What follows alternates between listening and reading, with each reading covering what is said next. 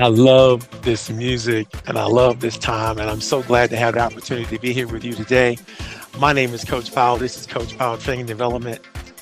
The opportunity of the day is all about keeping it cool. The Mission Critical Minute with Coach Powell and Shoemate Engineering. Ladies and gentlemen, I'm so proud to announce that the company that I'm working with right now, one of my star clients, Darren Shoemate of Shoemate Engineering, is doing everything that he can to bring environmental justice to the communities in the state of Virginia when it comes to understanding how to operate, how to run, how to use, how to deal with data centers. That's right. We're attacking it right off the bat, straight in the face.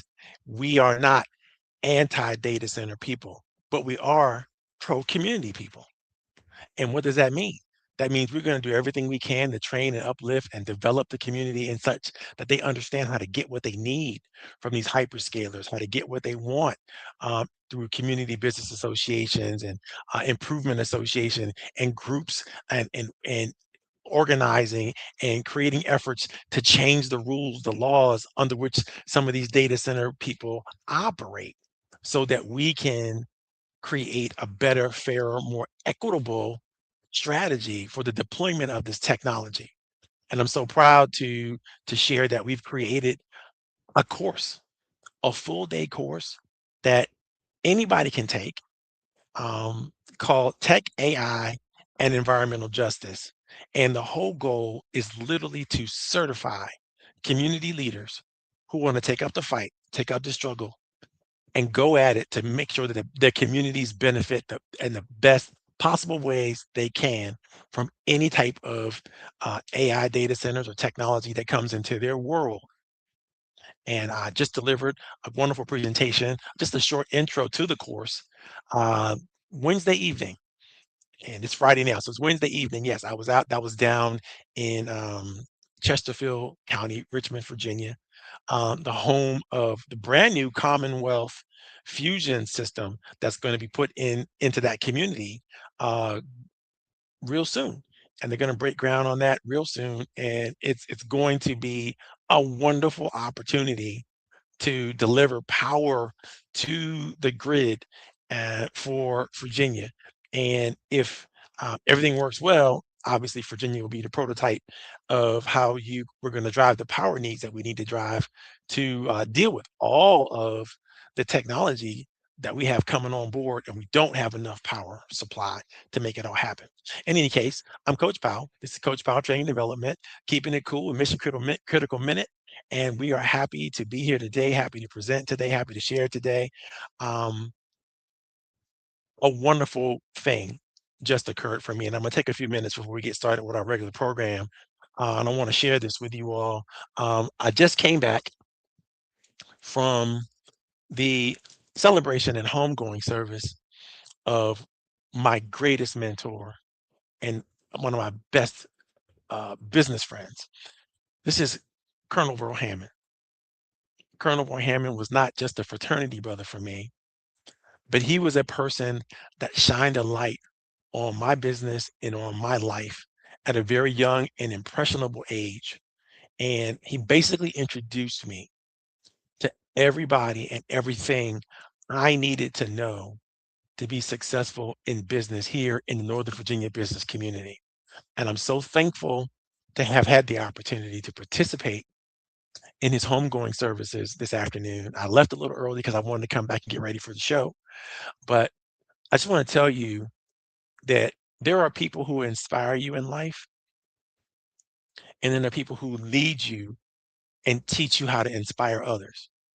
So many wonderful things came out of my relationship with Brother Hammond. But I'm going to tell you just one. What he taught me through his words and through his deeds was how important it is to do whatever you do for the betterment of others. And there was a saying he had, and everybody knew the saying, um, which is really, really good because this saying is something that all of us today need to embrace. We are absolutely all today overwhelmed with everything that's going on, whether it's good or bad. It's just a lot of going on. So what do I mean by that? We're all basically overwhelmed with whatever we're doing, and we can't pay attention to everything that we need to pay attention to. And we need to figure out how to slow down, and more importantly, what to pay attention to. So Verl had a saying, and the saying was, keep the main thing. Every day, he repeated that. He said that to share that with thousands of people that he had a chance to touch and lives he had a chance to touch. Every day, keep the main thing. Don't lose focus. Don't get sidetracked. Don't wander off in places that don't make any sense. And I heard stories, story after story after story from friends and family and in the business community, and they all shared, those same loving thoughts and ideas about Brother Hammond. I just pray that I'm anywhere near close to the kind of individual that he represented in this world. I'm already failing in a couple areas, and I see now that I'm gonna have to improve. I thought, I was, on track to everything great and everything good and doing everything the right way until I listened to the life of Brother Hammond as recounted by his family and his friends in places and spaces that I couldn't even understand and know about, even though, I sat at the feet of the master, so to speak, for many years. And um, he literally ushered me into the greatest success I've ever known. So, having said all of that, I'm dedicating the show today to Brother Hammond.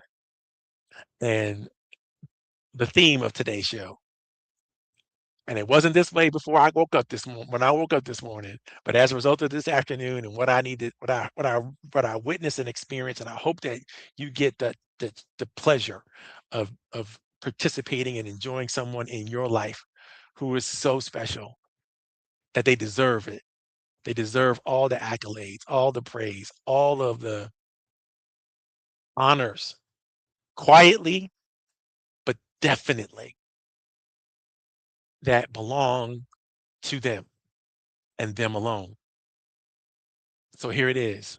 Today's dedication, Burl Hammond, Colonel, retired, Phi Beta Sigma brother, CEO, chairman of Innovative Logistics, uh, a, a earth shaker, a world changer, an 8A, early 8A success story, right here, good old United States military, a hero in business, a hero in life, and a hero in service.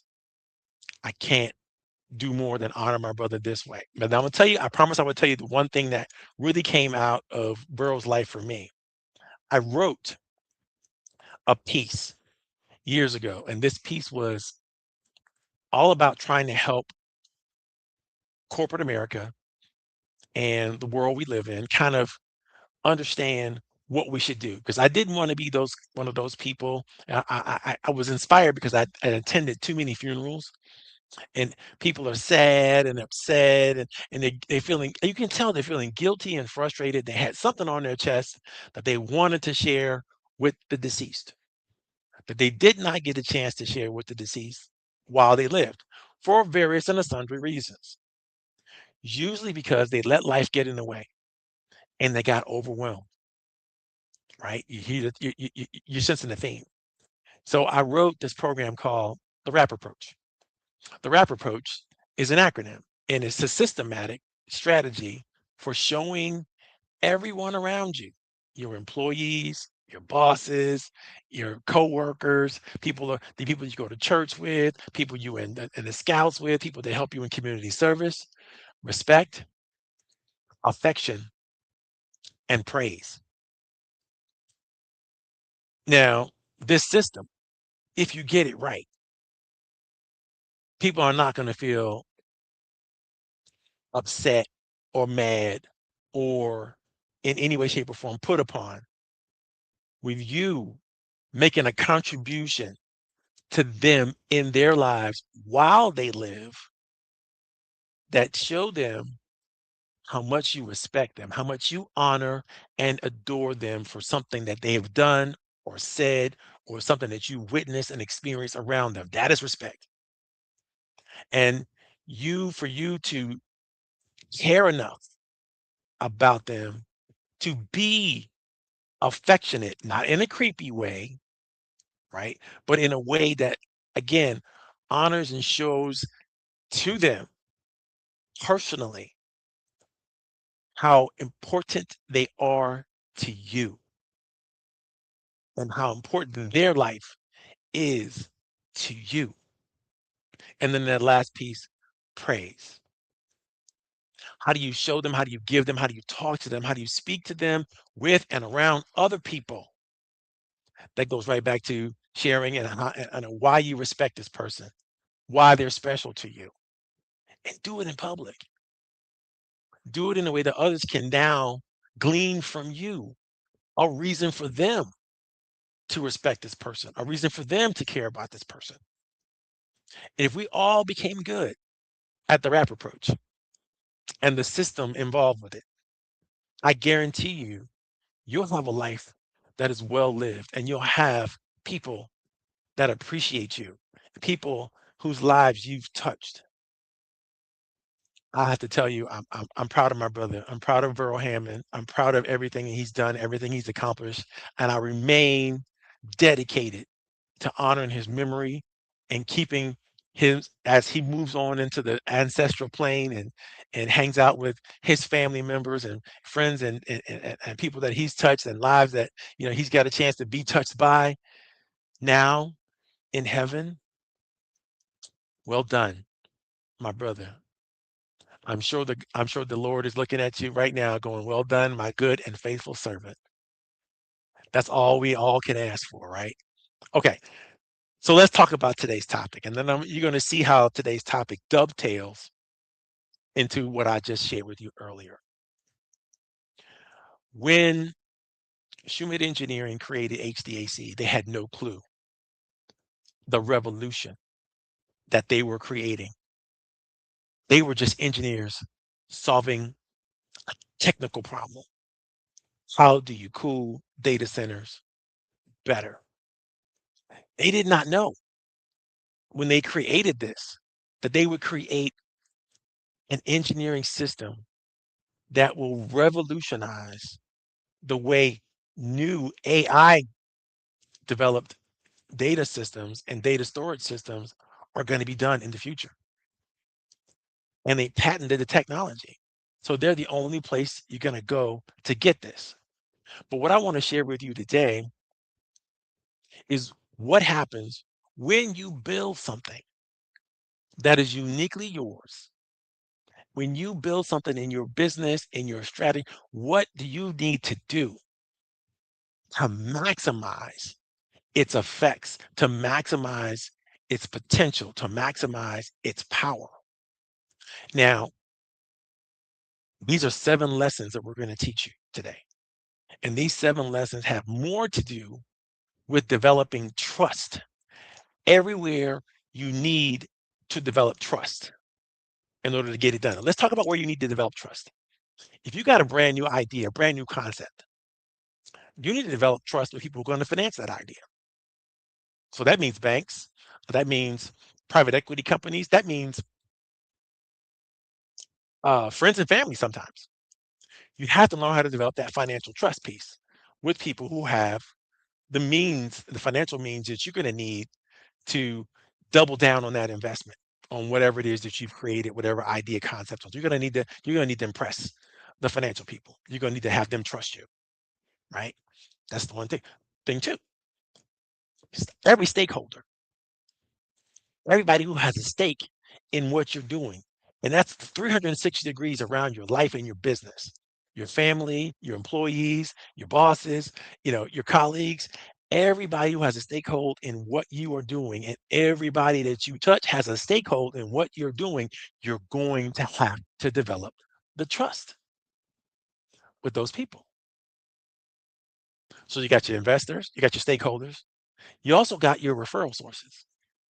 There are people who tangentially work with and grow in ways that you can have effective professional relationships that end up being mentors, advisors, counselors, trusted friends, and coaches that you can share information with and share your stuff with without having to go through a whole bunch of NDAs, or maybe you've already done that process and you're not developing the relationship even further. But these are your people who are going to end up being a part of your corporate advisory boards, or end up going to be a part of your hero council. If you want to know what that's all about, there's a whole concept paper about that too that I could share with you. But the whole purpose of you understanding these 7 lessons we're going to talk about is developing trust in every area where you have to maximize trust quickly. Speed in this world matters, because the time that we have in terms of giving and sharing attention space is short, and we really have to be impactful when we get that attention and make sure that you're doing the things that are going to keep the party going in the right direction, right? Okay, so there are 7 lessons we're going to share with you. Lesson number 1 is do not lead with the product, lead with the pressure. Lesson number 2, turn hidden costs into boardroom language.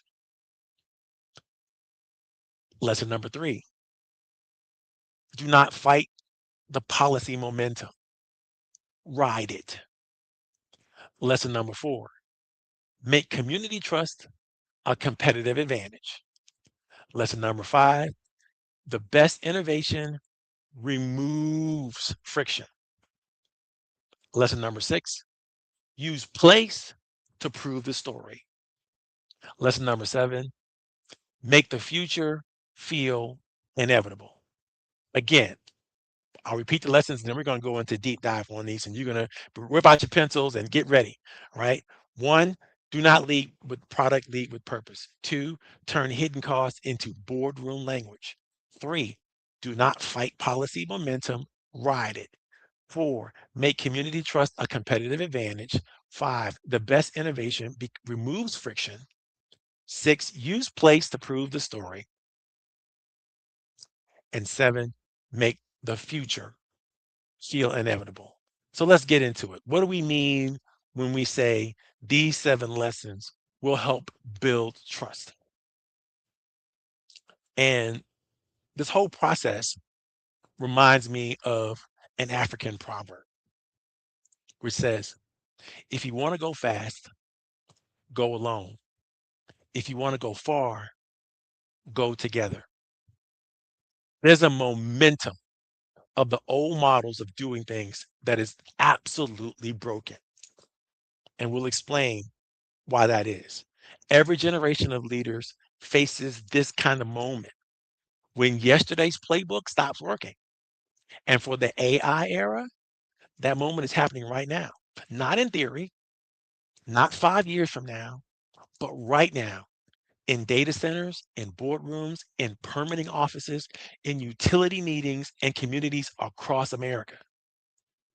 AI changed the math. Racks in these data centers that once pulled 20 kilowatts are now pushing 80, 100, 150, even 200 kilowatts and beyond. The digital economy is accelerating. It's not decelerating, it's accelerating. But the infrastructure underneath it is under pressure. The cooling systems that worked for decades suddenly hit their limits. Everything we know to exist, the whole entire internet of things, now faces water use climbing, chillers that strain under peak demand, plum drift, and chemical concerns that raise red flags everywhere, slowing down of permits, community pushback, and what used to be an engineering issue has now become a leadership issue. So no matter where you are, if your business is somehow touched by AI, these lessons that we're going to share with you are going to help you win the day. Because the old model was not built for the future that AI is creating. But this new technology that I'm going to share with you over the next few weeks called HDAC was. And this story is bigger than cooling. It's a story of how innovations win when the world changes faster than the old systems can adapt. So these 7 lessons are the playbook that new leaders that have anything to do with AI and AI development must simply embrace. So lesson number 1, don't lead with the product, but lead with the pressure. When we talk about HVAC, we don't begin with cooling fans or coils or patents or even engineering diagrams. When we talk about HVAC, we talk about the pressure that leaders are already feeling.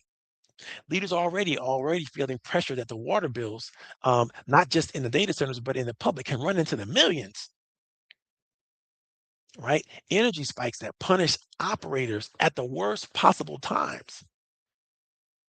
If you got a grid that's putting half of its power to power the data centers in the state that you live in, and then there's an energy spike due to storms or power lines down and so on and so forth, you got lights out for the entire state, guys, and could last for years, weeks, months, could last forever. Now, how long is your food going to stay fresh in the refrigerator? How long can you deal with the blistering heat if your AC goes out? These energy spikes are not to be tolerated, right? So that's creating a problem, right? That's pressure. Community opposition is stopping a whole data center project before it even gets started because people don't want them. They don't want them in their backyard. They don't want them next to them. They don't want them close in their neighborhoods. And so they're forcing them to have to go out to the rural places and basically give the people no choice, which we'll talk about that later on. Environmental justice concerns, which I alluded to earlier, um, can no longer be ignored.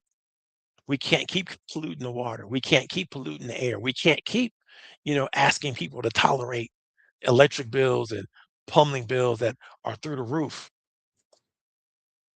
And we know that we can't build data centers fast enough to meet the demand. So what do? These delays can cost millions, sometimes tens of millions. This is a lot of pressure because people do not buy innovation simply because it's clever. They buy it because it relieves pressure, it reduces risk, and it opens a path forward. But if you've got some technology or some innovations that relieve that pressure, you got to figure out how to share it in a way that makes sense, in a way that people can build trust around it. Again, people don't buy innovation, they buy relief. And if you want your idea to land, you have to name the pain that everyone feels, but no one wants to say it out loud. Because the communities are not just feeling pain. The leaders of these data center organizations are feeling lots of pain because the costs of running into high levels to keep these things going and make these things happen, right? And they're running out of money. They can't find it. So it's all kinds of pressure involved with them. The community leaders, in terms of the politicians and the supervisors and the mayors and the district leaders, they're running under pressure because they want the tax revenues that come from these data centers, but the people don't want them. That's another pressure. People are under pressure because they're getting these things shoved down their throats and they're not getting a seat at the table. They're not allowed to participate. So you got to talk about the pressure. You got to put the pressure right up front because your solution doesn't matter if people don't understand and feel the pressure, right? Lesson number 2, turn the hidden cost into boardroom language. The most powerful move in the HDAC story is not just the technology, because the technology is amazing, but it's translating the invisible cost into numbers that leaders cannot ignore. Leaders cannot ignore that water costs $2 million to $6 million per year. Leaders cannot ignore that the demand charges is up from 500,000 to $2 million per year. The cost of project delays is from 4 million to 50 million dollars. The community opposition alone costs 5 million to 100 million or more. When these hidden costs stay hidden, the status quo looks safe. But when those costs are brought into the open, the status quo starts to look expensive. This is when the conversation changes from why should we change to how fast can we move, right? So innovation wins when it makes inaction more expensive than action. Lesson number three, don't fight the policy momentum, ride it. When Virginia, in the state that we live in, moved to require public disclosure of data center water usage, it did more than add a reporting requirement. It changed the story. Now, at front, water usage was not just a normal internal operations metric. It became now a public metric that everybody can see. Everybody can see the community metric. Everybody can see the political metric. Everybody can see now what they can actually trust because they can see the data. They can see the information.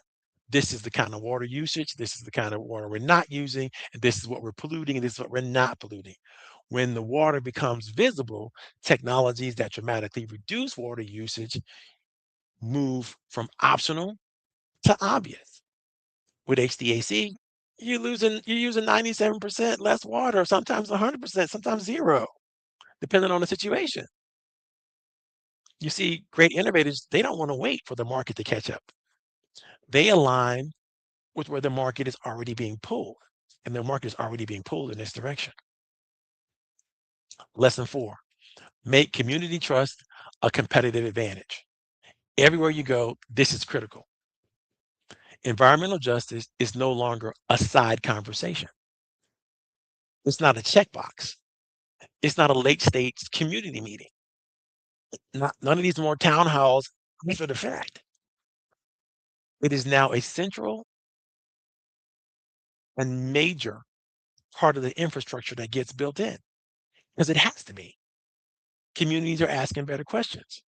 They want to know what happens to our water, what happens to our air, what happens to our neighborhoods, what happens to local infrastructure when the project goes live. HDAC is positioned to win. Why? Because it answers those questions before opposition hardens. It removes the burdens that communities fear, mostly through water draw, plum drift, chemical aerosols, and avoiding strain. Trust is the new permit. If your area, your idea cannot earn trust, it'll struggle to earn approval, not just with the community, but through the permitting process. If your idea protects the community can be part of the case for why it should move forward. Lesson number five, the best innovations remove friction. I repeat, the best innovations remove friction. So you have to ask yourself the question, how does your innovation, how does your strategy, how does your technique, how does it remove friction? HVAC does a great job because it doesn't just cool better, it removes entire whole categories of risk. There's no plum, there's no drift, no chemical aerosols, no major water draw, low power for electrical pressure. I mean, low power at peak electrical pressures and faster cleaning permitting conversations. This matters because customers are not only asking, does it work? They're asking, what problems does it take off my plate? And you have to have answers for that. The best innovations do not add complexity, they remove friction. Number six, lesson number six, use place to prove the story. Every breakthrough needs proving ground. And for HDAC, Louisiana is that proving ground.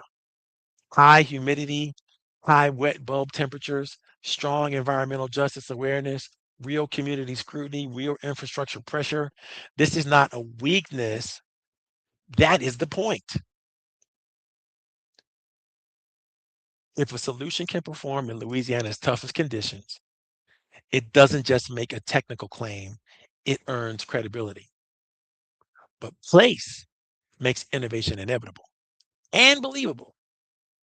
When you can say, if it works here, it can work anywhere, you are no longer selling a concept, you are showing proof.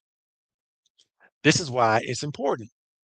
What they're doing down in Richland Parish at Meta, it's important that they embrace and use this technology because it's better for the community. It's better for the environment. It's better for the world. Lesson 7, make the future feel inevitable. This is the most powerful lesson and probably one of the most difficult to grasp. So I need you to pay attention. You must make the future feel inevitable. To who? To anybody who's paying attention to you. The strongest ideas do not sound like opinions, they sound like forecasts. Here's the forecast at the center of this story. If your cooling system cannot win the trust of the community, it will not win the permit. That's not a slogan. It is where the market is going. Innovators win when they help leaders see the future clearly and they make their solutions feel like the most responsible, practical, and inevitable path forward. So, what can you do to make your solutions seem like the only way to win? Feel like the only way to win, not just because you got great personality, you're telling a good story, but because it is, in fact, inevitable. So I told you I was going to tell you how my friend Burrell won. He leveraged his expertise. He learned everything about logistics as a logistics officer for 28 years in the United States Army. He kept up with all the new rules, all the strategies.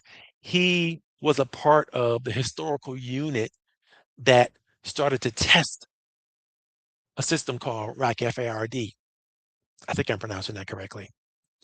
But this is a system that allows you to tag freight in the logistics world and then measure literally with the point of a little gun or a little sensor how much freight is on that ship, how much freight is on this plane, how much freight is on the, where is it going, where are all the tanks, where are all the, and where are they moving, and how do we keep accountability for them all? These are the same systems that have been that started in the military are now being used in stores everywhere.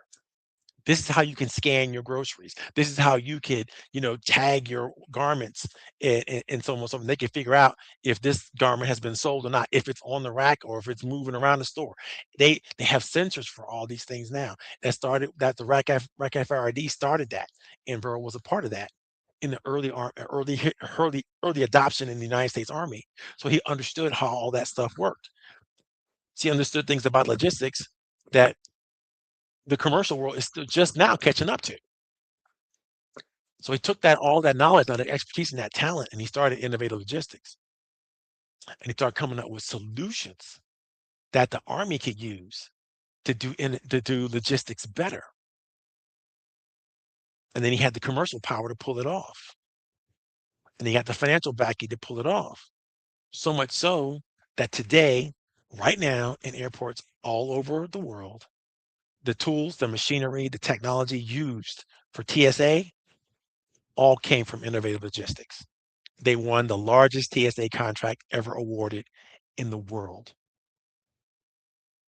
I say all that to say, if you have a great idea, if you have a solution, if you have an opportunity like HDAC is creating for Shoemate, you got to figure out these 7 things. You got to figure out how to make sure that you're leading with the pressure, not the product. Don't get caught up in the jargon and all that kind of stuff. Make sure that you're transmitting and transferring the hidden cost into boardroom language. You got to make sure that you're not fighting the policies as they come on, but you're writing the policies, and the policies are friendly to the creation, to the technology that you've already created. A plus, Virginia, make community trust a competitive advantage. Create a system that helps you define the benefits of your product back to the community, not even the people that are purchasing it, but the community itself needs to understand that. Because why? They can help change the permitting laws. They can help change the environmental rules. They can help change And then they can also feel good that, you know what, the the data center that's being built in my community, although I didn't like it, didn't want it, I know it's going to be the best thing they could possibly put together in my community. And we're getting the best benefit out of it back to the community. Again, the best innovation removes friction. The best strategies use place to prove the story. And finally, make the future feel inevitable. You get all this right, what you're going to be suffering from in these 7 lessons is clear position. You're going to be suffering from clear positioning. You're going to be suffering from faster buyer conference. You're going to be suffering from stronger market timing. You're going to be suffering from greater trust with all your stakeholders. You're going to be suffering from with less sales friction. You're going to be suffering more credible proof of what you're doing. And you're going to finally going to be suffering from a stronger growth narrative. Now I'm being sarcastic, but I want to suffer like all of that, by the way. This is how innovative service businesses win. They don't just introduce new ideas, they give people a safer, smarter, more believable path forward. And it is the mindset that leaders must embrace. You have to think customer first, not company first. You have to think trust before transaction. You have to think risk removal, not feature promotion. You have to be willing to share and show evidence over enthusiasm. You have to think timing, not just talent. Stakeholder ecosystems are critically important. Learn how to communicate what they are and how your solution affects them. And then finally, you're going to have to think and understand long-term credibility. The leaders who win with innovation are not the ones who shout the loudest about their new thing. They're the one who make change feel clear, safe, valuable, and inevitable. In closing, the future belongs to leaders who earn trust. Innovation does not win because it's new. It wins because it becomes necessary. It wins because it solves a real pressure point. It wins because it lowers risk, builds confidence, removes friction, and gives people a path forward they can believe in. That is the deeper lesson behind HVAC. What's the lesson about your product, service, innovation, strategy, technology, technique? It's not just a story about cooling for us, it's or infrastructure. It's a story about how any leader in any service-based business can bring a new idea into the world and help people trust it. Lead with pressure, translate the hidden costs, ride the momentum, make trust a competitive advantage, remove the friction, prove the idea in the real world, and make the future feel not just possible, but inevitable. For most business leaders, this is going to require a mindset shift. They can't simply promote what is new. We must guide people through change. We must think customer first, trust first, risk first, evidence first, and future first. In the era ahead, the businesses that win will not be the ones with the loudest pitch. They'll be the ones who earn the deepest trust. And if your idea protects people, removes burdens, and helps them believe in a better path forward, people will not just buy your idea, they will help carry it into the future. I'm so glad that you spent some time with me today. I'm so glad that you're here. I enjoyed speaking with you. I enjoyed working with all of you. Whether you watch this program online, um, live, like today on Facebook, LinkedIn, or YouTube, or you are checking this out via on-demand strategy in either one of those 3 platforms or Instagram. These are lessons that you can take to the bank. Lessons that build trust, not just awareness, but trust in who you are, what you do, and how you do what you do. And if you embrace this, you can change the world. I know my friends at Shumate are doing that, and I can't wait to be a part of the change. God bless you. I hope you had a wonderful afternoon, a wonderful evening. This is Coach Powell, Coach Powell Training and Development, signing off with keeping it cool. Talk to you soon.